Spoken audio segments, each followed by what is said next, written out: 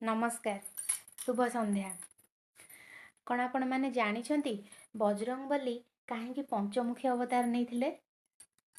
आसंत जानिबा। त्रेतया जुगरे जेतेबेले राम आ रावण मध्य युद्ध होतिला सेतेबेले रावण युद्ध रे हारुथिबारु से तार मायावी भाई अहिरावण को पातालपुरी डकई आनिथिला।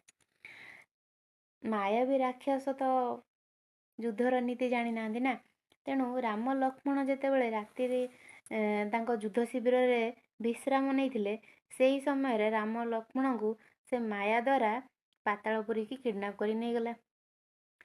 हनुमान कौन छाड़िया जंतु सीए जाइंकी राम आ लक्ष्मण को मुक्त करिया पई पातालपुरी रे पहुंची गले। सेठी राम आ लक्ष्मण को मुक्त करिया पई पातालपुरी रे अहिरावण सांगरे युद्ध कले। हनुमानकर कौनसी प्रहारर कौनसी प्रभाव पड़ू नथिला अहिरावण उपरे, कहीं ना अहिरावण को जितिया पई हेले सेठी पातालपुरी रे 5 दिगरे जलुथुबा 5टा दीप को एका निश्वास रे लिभेइବାକୁ पड़िबो।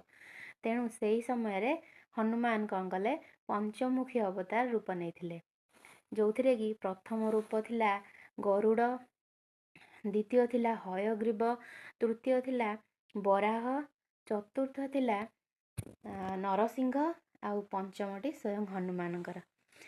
एही पंचमुखी अवतार रूप नहीं हनुमान से 5 दिगरे जलुथुबा 5टा दीप को लिभेइ देथिले। तापरे जाइकी अहिरावण उपरे प्रहार कले, तापरे अहिरावण को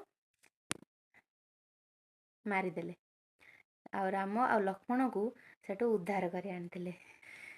तो एइथि पई बजरंगबली पंचमुखी अवतार नहीं थिले। जय हनुमान, जय श्री राम।